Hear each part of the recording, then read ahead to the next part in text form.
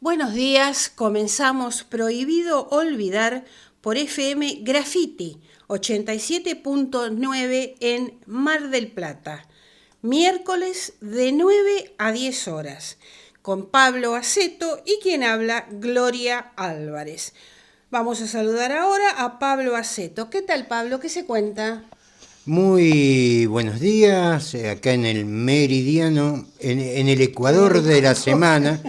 Ya me estaba moviendo en el mapa, en el ecuador de la semana, con un montón de novedades. Y vamos a empezar hablando de... hay mucha noticia internacional. En Davos se está abriendo... Los europeos que estaban preocupados por Putin, ahora se tienen que preocupar por Putin Y por Trump. y por Trump. Por ahí se tienen que preocupar más de Trump que de Putin.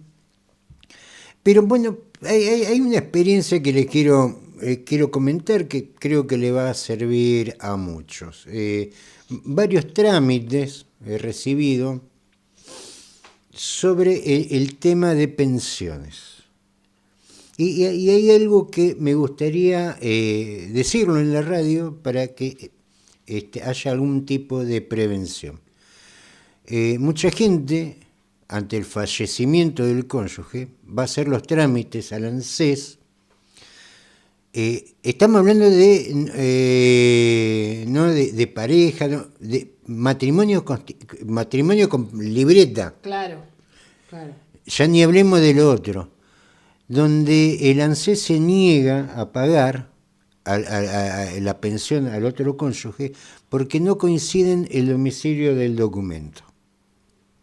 Esto no ha empezado ahora, esto ya tiene un tiempo. Uno piensa, bueno, ya después de tanto tiempo, a ver, usted me dirá, pero el caso casado, que tiene libreta, bueno, mire, hoy estar casado y no estar casado es lo mismo. Es así. Ya hace tiempo que estoy viendo esa problemática de viudas o viudos que no terminan cobrando la pensión porque no pueden acreditar que vivían juntos. Claro. Todos nos confiamos, especialmente los que tenemos esta edad, porque antes la libreta de matrimonio Era sagrada. era una cosa que, a ver, Ahora no es así. de hecho se ha avanzado en lo que no son los matrimonios, los constituidos legalmente. Se había avanzado con un montón de reformas que terminaron prácticamente equiparando los derechos a los matrimonios constituidos. Ahora lo que hicieron directamente, ninguno tiene derecho. Y es un tema grave. Es un tema grave porque ¿qué va a hacer el pensionado? ¿Qué va a hacer un juicio? ¿Va a ir a la Haya? ¿Dónde va a ir? Sí, puede meter un abogado, puede hacer trámite y todo, pero lo que se da es que, en definitiva, la gente está perdiendo las pensiones. Digo, un dato importante: vayan a un banco, hagan un plazo fijo juntos, vayan los dos al registro civil, aunque tengan la misma calle, el mismo domicilio, que diga exactamente eso en el documento de los dos. Claro, en los Porque documentos tiene que figurar que el figure, mismo domicilio. que figure, y si está con falta ortográfica, los dos con la misma falta ortográfica. Ábranse una caja de ahorro, tengan 20 pesos, no importa, porque a esto que ya venía pasando, encima también está hay un gobierno que a toda costa se han ensañado con los jubilados. Imagínate si le das pie con este tipo de cosas. Digo, me pareció, no es lo común, lo propio del programa, pero me pareció interesante destacarlo. Muy bien. Vamos a leer una nota de Cazador de Noticias. Vamos a agregar a esto que las notas que nosotros compartimos son de Cazador de Noticias y de la política online. Estigas denunció el abandono de una obra clave para el gas en Mar del Plata y la costa atlántica. La planta compresora de las armas es fundamental para el desarrollo energético de la región y dejarla inconclusa cuando estaba prácticamente terminada implica un enorme desaprovechamiento de recursos públicos. Esto lo dice el secretario general de Estigas, Ezequiel Serra.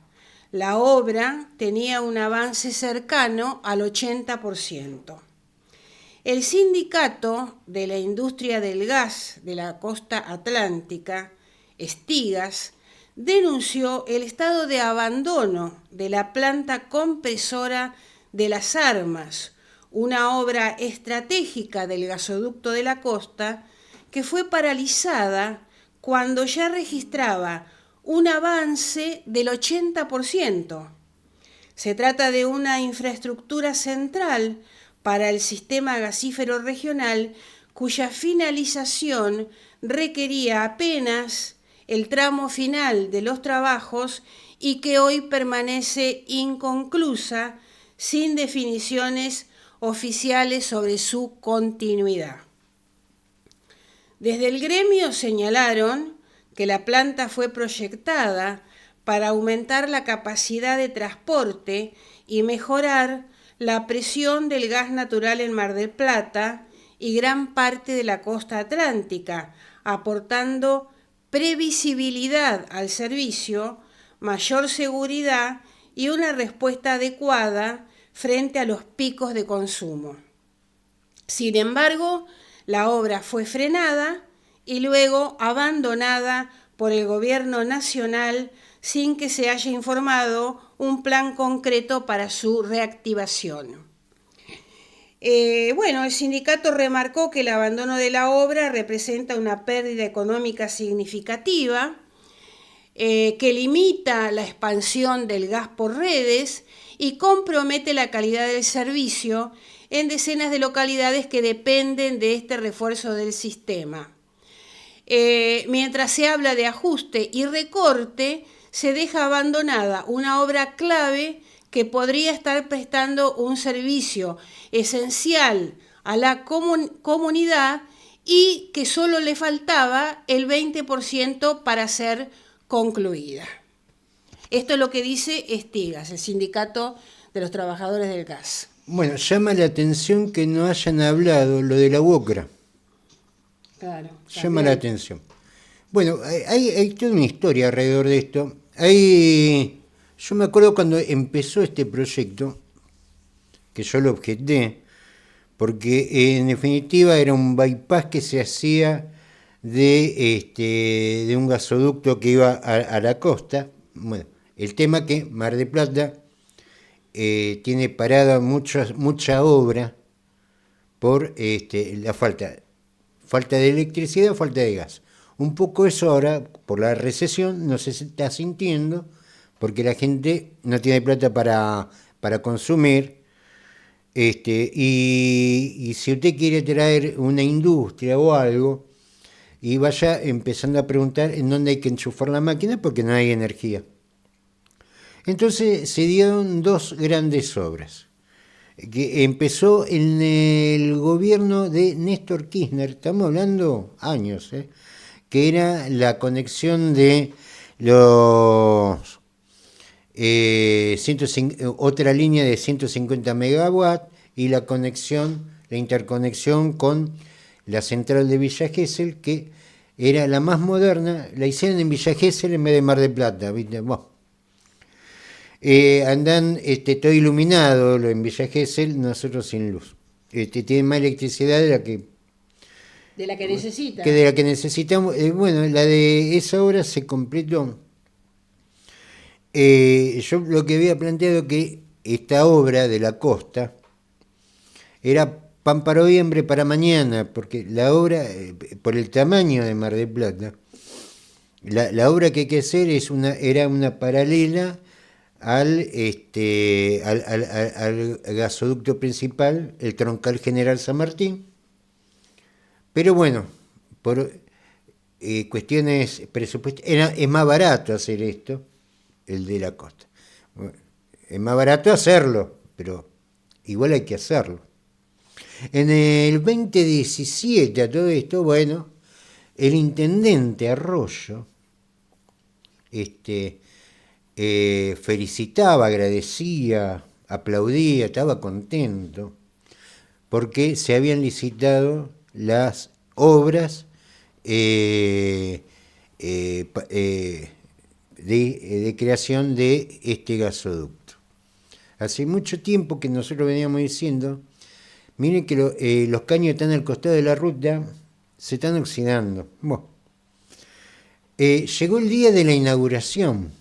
Hubo inauguración. ¿Se acuerdan? La semana pasada habíamos hablado de la reversión del gasoducto norte, Sí.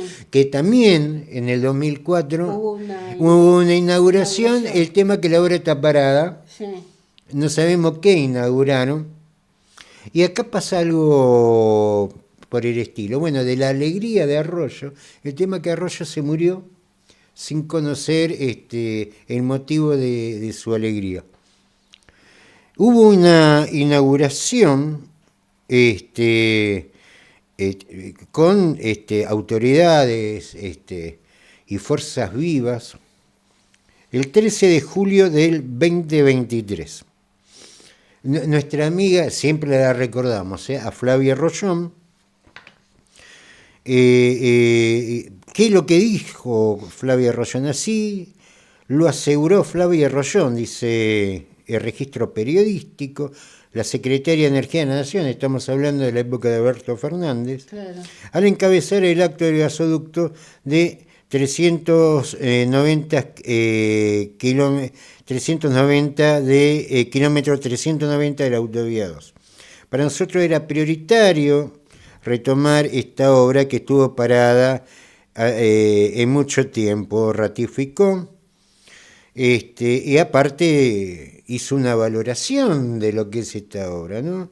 Se va a sumar, gracias a esto que yo estoy inaugurando, está inaugurando lo que es ya pegar los caños. 10.000 conexiones nuevas en Mar del Plata, un enorme impacto que esto va, esa obra que se esto va a realizó, tener. No, es la que está diciendo que está parada. que está parada. Pero no, es bárbaro, ¿no? Porque vivimos inaugurando cosas que no existen. Antes uno criticaba cuando iba el intendente e inauguraba un semáforo, pero por lo menos el semáforo estaba, daba 3 luces. Acá ni siquiera inauguramos cosas que no existen. Porque de lo que está hablando de Estigas es lo que inauguró Flavia Rollón, que en julio del 2023. La obra que estaba, como dijimos recién, en el 80%. Y quedó ahí. Y quedó ahí, claro. Y quedó ahí. Y quedó pero ahí. no, pero vamos a.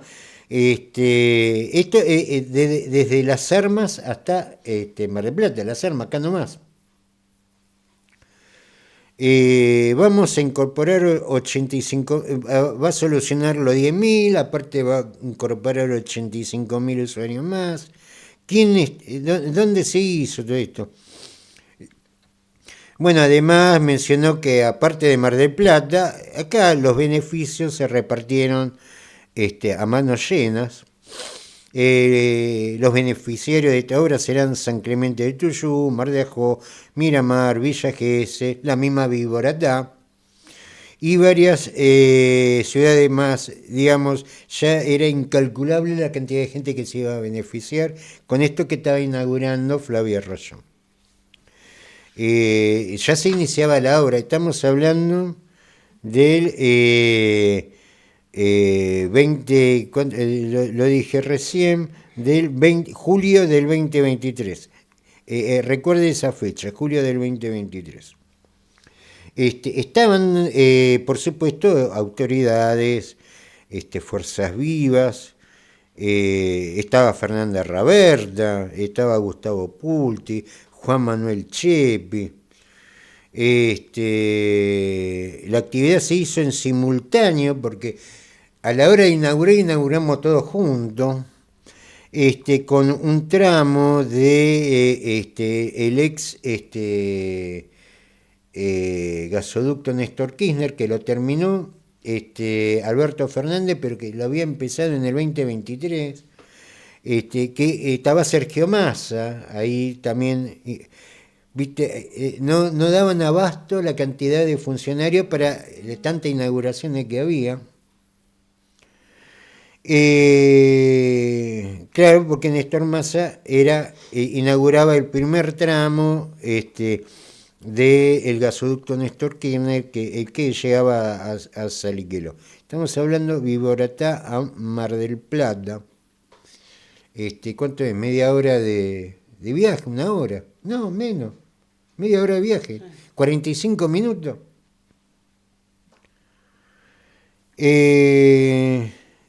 Durante muchos años, el gasoducto más largo de la Argentina, fue el más largo del mundo. Es el que comunicó Comodoro Rivadavia con Buenos Aires, una longitud total de 1.605 kilómetros.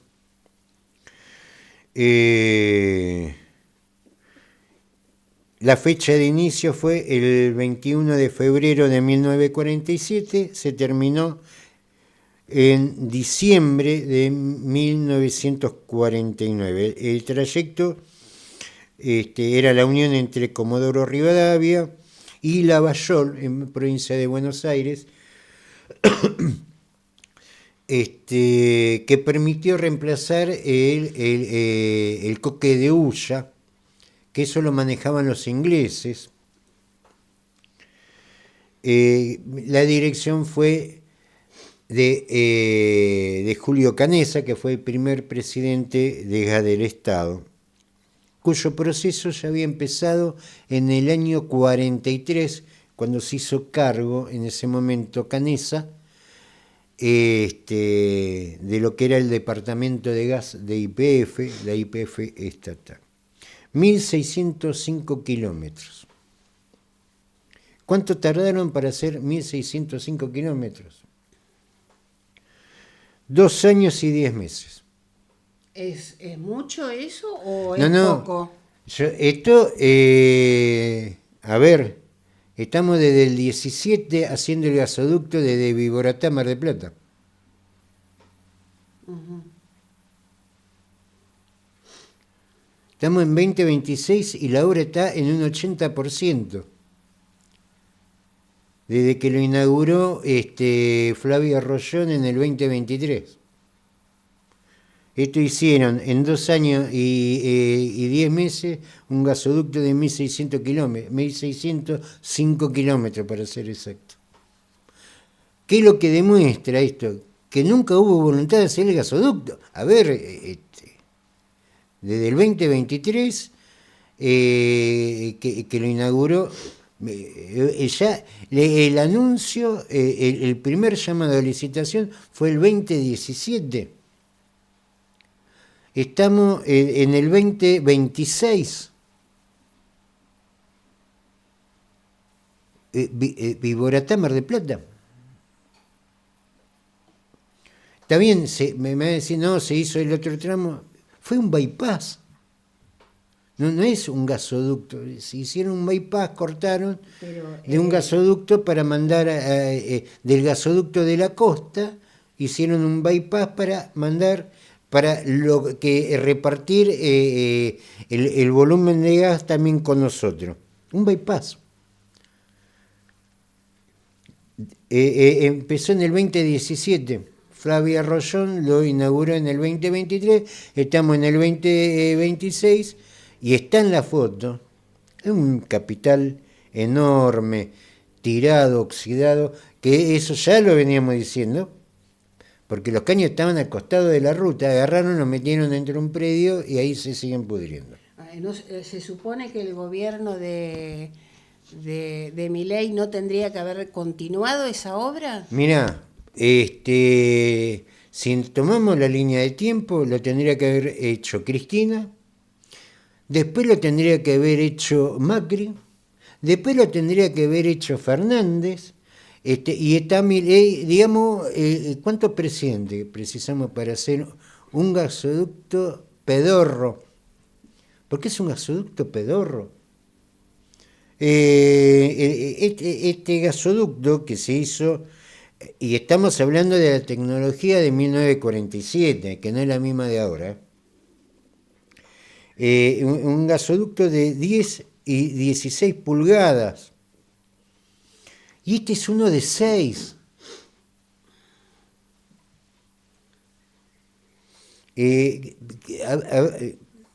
Pero no estoy hablando de una exageración de Rusia, Arabia Saudita, los marroquíes, los argelinos, que son los que venden mucho gas, que por ahí cuentan con una tecnología bárbara. Estamos hablando de la tecnología que tenía la Argentina en 1947.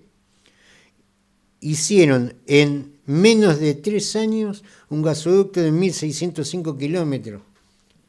Y vos estás desde el 2017 haciendo un gasoducto desde Viboratá a Mar del Plata. Ahora, ¿por qué no lo...? A ver, ¿qué pasa con el gasoducto? No lo quieren hacer. No, es evidente que no. A ver, y de todos, el que menos lo quiere hacer, y está Flavia Rollón, se acordarán que antes, en agosto, antes que de las elecciones de octubre que ganara Massa en ese momento, que salía segundo Milei y tercero Burrich, ya había reuniones de Flavia Rollón con Cirilo para el tema de las hidroeléctricas. Entonces, que esto se extienda en el tiempo, me parece que es parte de una política de Estado.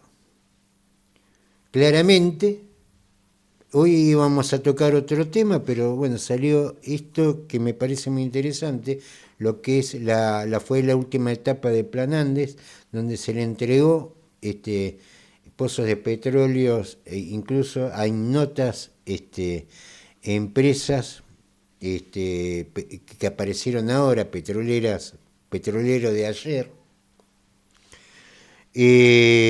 donde tienen bonificado los aportes por regalías, las retenciones, le dieron el petróleo y hace plata, le dijeron. Donde siempre dijimos que hoy se baten bombo y platillo porque llegamos a 800.000 barriles diarios de producción. El YPF sola en el año 89 producía lo mismo. Entonces claramente, y con mucho menos habitantes, está claro. Entonces claramente los saldos exportables se hacen gracias a la recesión del país. El país que no consume energía tiene más energía para exportar, porque no es por más producción. Entonces, si vos lo que querés es cortar el consumo interno para volcarlo a la exportación y hacerte de divisa, vos lo que no querés es que te gasten el gas. ¿Para qué te van a completar Viboratá Mar del Plata? Ahora, tengámoslo en claro, dos cosas tengamos en claro. Si vos querés desarrollar económicamente una ciudad como Mar del Plata, que está siempre entre el segundo o el tercer distrito más importante de la provincia de Buenos Aires, sin energía no lo vas a hacer. No importa el intendente que venga, no importa el consejo deliberante, ya vamos a hablar de consejo deliberante, no importa quién venga, sin energía no haces nada. No, ¿Qué vas a hacer? Se desarrolla un país sin energía. No, pero a ver, el caso, y por ahí lo puntual de Mar del Plata nos sirve para como espejo de todo. ¿Qué vas a hacer si no tenés energía? Ahora, si no tenés energía, porque recordemos que la matriz energética, la Central 9 de Julio, como la de Villa Gesell, etcétera, etcétera, son térmicas, dependen del gas para funcionar. Ahora, no tenés electricidad. Yo pregunto una cosa, cuando el Consejo Deliberante vota ordenanza de excepción, y llevan los proyectos a factibilidad. ¿Cuál es la factibilidad que se maneja en la municipalidad cuando no podés hacer un final de obra porque no podés instalar el gas? Hay muchos edificios en un final de obra porque no pueden instalar el gas, no tienen habilitado el gas. Ahora, vos hiciste una torre de 16, 18 pisos, lo hiciste contra el mar, bien lejos del recurso del agua, bien lejos de todo. Bueno, bárbaro. ¿Y cómo va a ser el final de obra? ¿Cuál es la factibilidad de la que maneja la municipalidad? Yo la verdad no lo entiendo. No entiendo cómo se puede inaugurar algo que no está. Está bien, me van a decir, no, pero lo que inauguró Flavia Rollón fue, ¿qué inauguró? No sabemos qué inauguró, porque en definitiva fue la concesión de la obra. Tardaron 2 años y 10 meses para hacer 1.605 kilómetros, y estamos desde el 2017 a ver si terminamos el gasoducto pedorro de la costa. Ahora, yo lo digo como digo siempre, ninguno de estos vino por sorteo, lo votamos. Ahora, que cosa que también me llamó mucho la atención, es que no haya existido queja por parte de UOCRA, que son en definitiva ese sindicato que más protestaba por este parate de obra porque dejaban a los trabajadores sin trabajo. No había obra Es pública más, ni privada. todo el seguimiento de estas obras básicamente las haces por UOCRA, porque UOCRA es la que impulsó la protesta cuando se canceló el CAREM. ¿Por qué? Porque son ellos los constructores. UOCRA misteriosamente no ha abierto, no ha dicho esta boca mía. Sí salieron la gente de Estigras, que son en definitiva los menos involucrados de esto, porque ellos lo que trabajan es en la distribución de gas, no están en la construcción de ningún gasoducto ni en ninguna planta compresora, que es justamente lo que no se terminó, que es la planta compresora, que estamos ya casi en la década para su construcción. No sé si yo me imagino, Rusia y China están haciendo ya tienen un gasoducto, se llama Fuerza de Siberia, y va Fuerza de Siberia 2. En 2 años lo terminó. Fíjense en un mapa lo que es desde es cruzar toda Rusia, pasar por la estepa, pasar por Mongolia, la estepa mongol, y después llega a China. Menos mal que no está Flavia Rollón ahí, sino Xi Jinping, Xi Jinping le iba a dar un ataque de nervio esperando el gasoducto. Le corta la cabeza. Claro, ¿viste? ¿Y dónde está mi gasoducto? Iba a decir Xi Jinping, y la otra le iba a estar inaugurando ahí en el aire. Pero bueno, estas son también las cosas que explican por qué estamos mal. Ojo, no vaya a pensar que cuando usted no paga, cuando paga la factura de la luz, el gas, cuando paga el agua, que depende de la electricidad, y todas estas cosas pesan, porque después no va a faltar el día que tengamos que querramos abrir, a alguien se le ocurre, tenga la loca idea de abrir una fábrica o algo así, que ya ha pasado. Han venido fábricas al parque industrial y se fueron porque no había energía. Y nos encontremos con que hay desempleo. ¿Por qué razón estamos siempre entre los tres ciudades con mayor desempleo?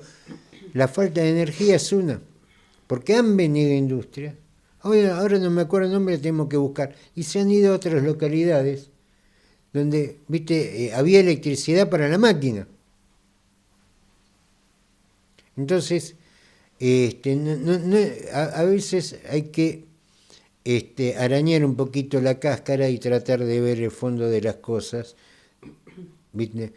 1.605 kilómetros en 2 años y 10 meses y estamos ya por cumplir 10 años, ya, 9 años ya estamos, para hacer Viborata Mar del Plata. Si no fuera que esto genera atraso, genera desempleo, lo que, y lo que no hemos visto, hasta sería gracioso, porque la verdad que ya pasa lo ridículo. Delcy Rodríguez, presidenta interina de Venezuela, mandó una ley a pedido de Trump para darle el control del petróleo a las empresas extranjeras. La presidenta interina propone un marco legal para que las empresas petroleras extranjeras tengan el control operacional de la producción y disponibilidad de petróleo para comerciar. Delcy Rodríguez dio un nuevo giro en favor de las petroleras al lanzar una ley de hidrocarburos que reclamaban las empresas y busca alentar la inversión privada. Rodríguez sostuvo que la cooperación energética con Washington está basada en la decencia, la dignidad y la independencia. Y prometió que cada divisa que entre producto del acuerdo será para el beneficio de los venezolanos. La verdad que un triste final. Un triste final, sí. Del ciclo del socialismo del siglo XXI. Sí. Esto sí. Ya le pone... Porque, a ver, decía que la decencia, la dignidad y la dependencia están basadas en la cooperación con Washington. Y bueno, marca, más o menos están todos en la misma línea. Bueno, lo cierto es que más allá de las narrativas para mantener unida la base chavista, la iniciativa busca agilizar la salida de petróleo mientras Donald Trump busca inversiones de empresas estadounidenses para reactivar el sector petrolero venezolano. El periodista especializado en energía y editor en jefe del sitio venezolano Petroguía, Andrés Rojas, dijo que lo que se conoce del proyecto, de acuerdo a lo que presentó la presidenta, es la incorporación en la ley de hidrocarburos de un modelo de negocios que se llama contratos de participación productiva, que son contratos de servicios. Para el especialista es una ley a la medida de las petroleras, en el sentido que un contrato de servicio no implica propiedad y le permite a la empresa tener una disposición de crudo para poder comercializar. Bueno, un poco, a ver, para ser sincero, es mucho más grave nuestra ley de hidrocarburos que esto. ¿Digo? A ver, los argentinos no nos podemos horrorizar de esto. Hoy ninguna de las petroleras concesionarias de los distintos yacimientos tienen la obligación de abastecer al país. Sí. Bueno, esto fue la ley Bases, sí. que ha reformado el gobierno de Milei, pero ya veníamos mal. La reforma del 2014, nacional y popular, no permitía a empresas estatales, llámese de la nación o provinciales, explorar y hacer explotación del recurso que está dentro del país, es decir, YPF, la estatal o semiestatal, no podía, no puede, por la reforma del 2014, por sí sola, explorar su propio territorio. Bueno, fíjense cómo estamos, ¿no? También podríamos dar otros ejemplos, pero la verdad que de toda esa movida de ese tiempo, lo único que se salva es Uruguay y Brasil, que ya venían con una política definida en ese sentido. Lo demás, la verdad, que han quedado completamente desdibujados y expuestos de una manera francamente miserable. El arancel cero a la importación de celulares pone en riesgo 2.500 empleos en Tierra del Fuego. En la provincia austral aseguran que la medida de Milei impactará también en comercios, transporte y logística. El arancel cero que impuso Milei para la importación de celulares amenaza con dejar en la calle a 2.500 trabajadores de la industria de Tierra del Fuego. En la provincia austral aseguran que el decreto 333, que se publicó este jueves en el Boletín Oficial, tiene un impacto directo y concreto sobre el empleo y la estructura productiva de Tierra del Fuego. Según datos de noviembre pasado, la industria fueguina emplea 7.500 trabajadores directos. De ese total, el 83% corresponde a la industria electrónica, el sector más afectado por la apertura de las importaciones. En Tierra del Fuego estiman que entre 2.000 y 2.500 trabajadores vinculados específicamente a las líneas de producción de celulares podrían verse afectados de manera directa por esta medida. El impacto será aún mayor ya que golpea sobre el empleo indirecto en la provincia. Por cada puesto industrial que se pone en riesgo, también se ve afectado el empleo indirecto, tanto en los comercios minoristas y mayoristas como en el transporte privado, los servicios logísticos y de mantenimiento y la gastronomía. Aseguraron también que la industria electrónica sostiene buena parte del consumo en Tierra del Fuego y la actividad económica de las ciudades fueguinas. Cuando cae la producción, cae el poder adquisitivo y se resiente toda la economía local. Nos dicen desde Buenos Aires que esto es para bajar precios. Ese argumento ya lo escuchamos y ya fracasó.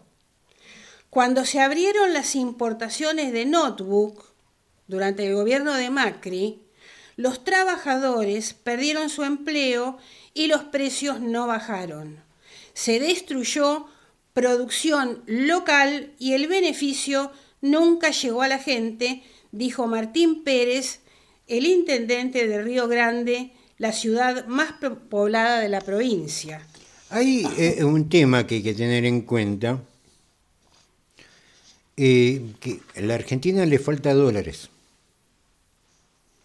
porque tiene que pagar la deuda externa, que nunca sabemos en qué se gastó y todo ese tipo de cosas, ¿no?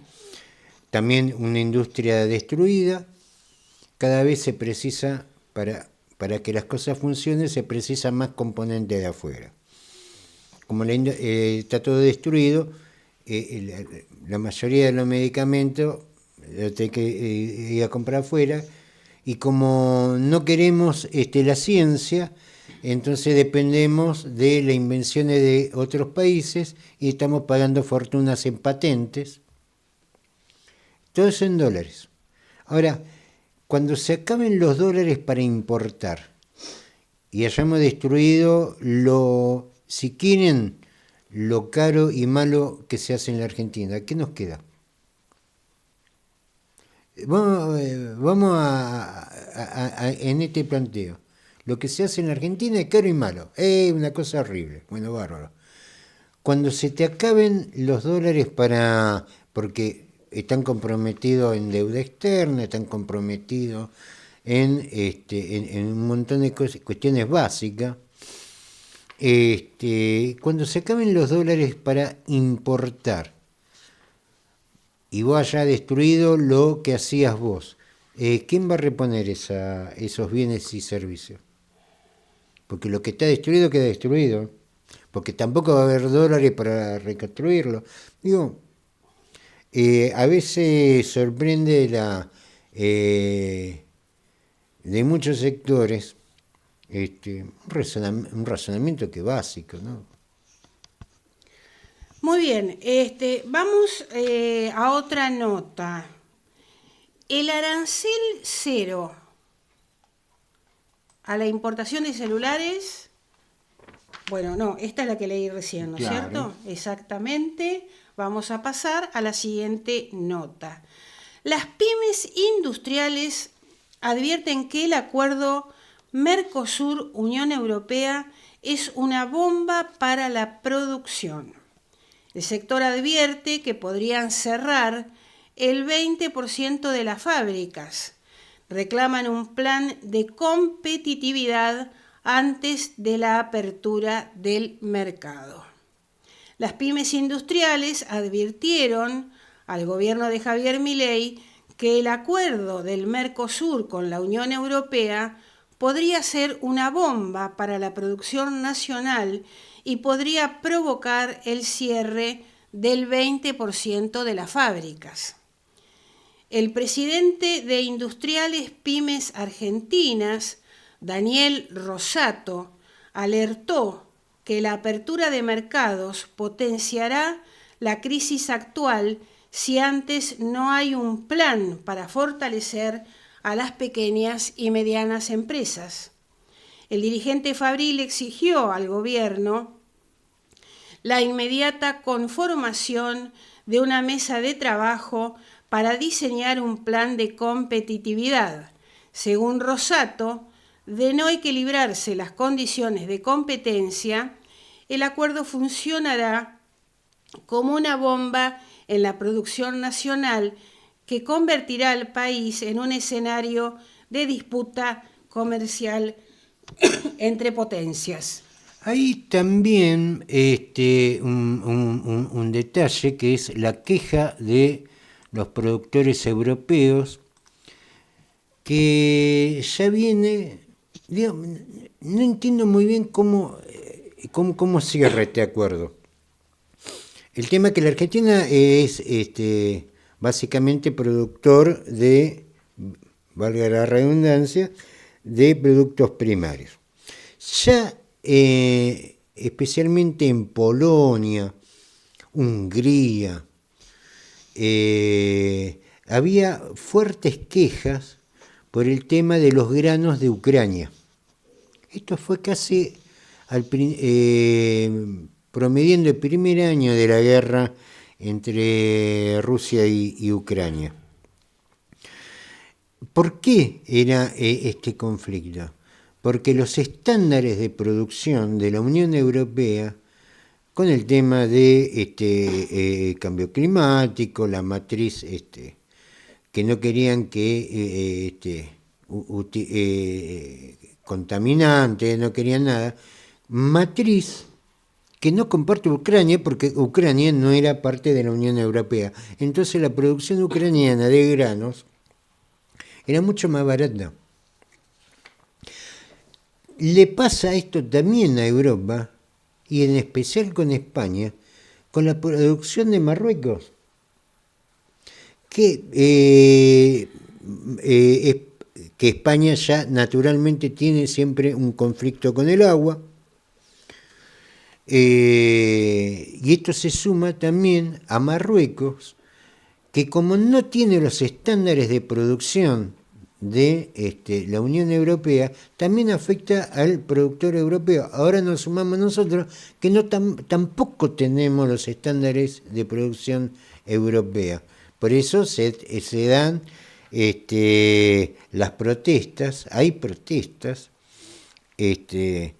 especialmente en Hungría, Eslovenia, en Polonia, donde dicen, bueno, bárbaro, hay que competir, compitamos, pero compitamos en igualdad de condiciones. Sacame a mí los estándares de producción o aplicáselo a los a los nuevos en el acuerdo, que en cierto punto tienen razón.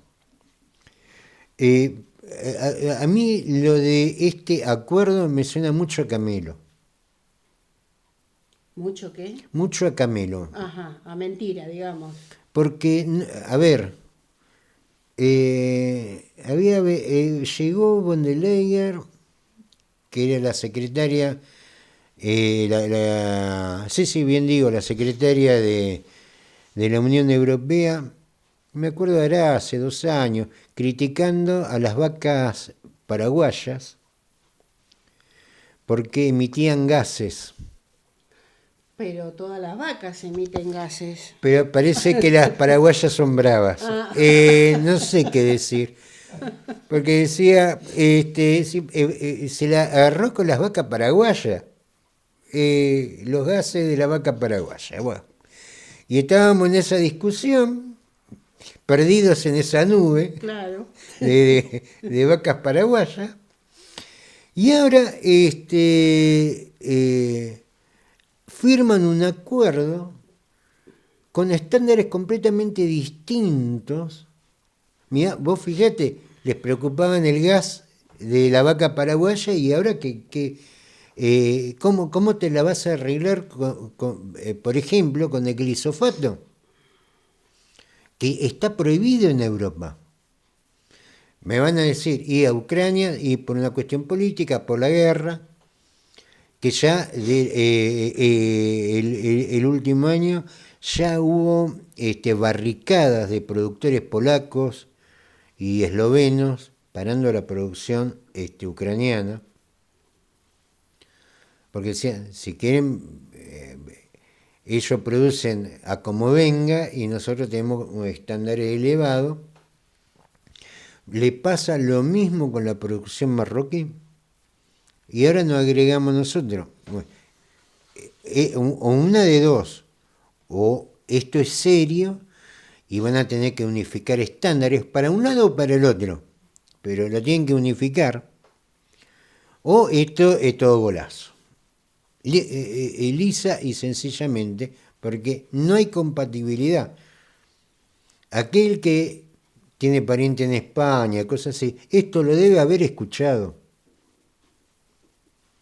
Que los estándares de la producción europea, que no lo hace competitivo para exportar, sí para el consumo interno, son muchos, está bien bárbaro. Ahora, si te entra la competencia, te va a entrar los granos de Ucrania, te va a entrar la producción frutícola de Marruecos, y ahora vamos con Uruguay, Brasil y Argentina, la producción europea vuela en pedazos. O mejor dicho, van a salir los productores europeos a buscar políticos, porque viste que allá tienen otra forma de ver las cosas. Ni hablemos de los franceses. Uh-huh. Así que a mí la verdad esto me parece, está bien, estuvieron 20 años, pero en 20 años no se ha resuelto ningún problema de fondo. Es como cuando dicen que Eni va a venir acá a producir con YPF. Eni está con Argelia haciendo un gasoducto. Espero que no le hayan llamado a Rollón, haciendo un gasoducto debajo del Mediterráneo para traer gas de Argelia. Pero, a ver, es todo muy agarrado de los pelos. La producción europea, que tiene estándares para evitar el cambio climático, para preservar los peces de colores y no y casi vegana la cosa, de golpe va a tener la irrupción de producciones con bajísimos costos de producción comparado a la de ellos. Digo, esto no me parece, ni siquiera me parece serio, porque ¿a dónde quieren ir con esto? Que Sánchez, Macron, se van a sacrificar ante su propio electorado para favorecer la producción uruguaya. Ni hablar de las vacas paraguayas, ¿no? Que esa ya es el anatema. Bueno, estamos impulsando una gran movilización nacional contra la reforma laboral. Esto lo dice Gabriel Solano en Mar del Plata. El dirigente del Partido Obrero y ex legislador porteño por el Frente de Izquierda Unidad, Gabriel Solano, encabezó este martes 20 una actividad política en Mar del Plata en el marco de una jornada nacional contra la reforma laboral impulsada por el gobierno de Javier Milei. El objetivo es repudiar lo que califican como una reforma laboral esclavista y denunciar la ofensiva del imperialismo en América Latina en el contexto de la situación en Venezuela. En paralelo, habrá mesas instaladas en la ciudad de Buenos Aires y acciones similares en distintos puntos de la costa atlántica.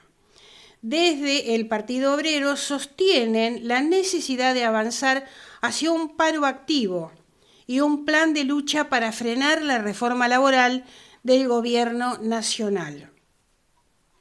Aseguran que la iniciativa oficial apunta a recortar derechos laborales y limitar el derecho a huelga.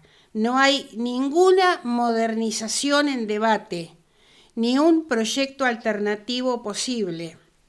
Se trata de una reforma para bajar el costo laboral y barrer con años de conquistas de los trabajadores.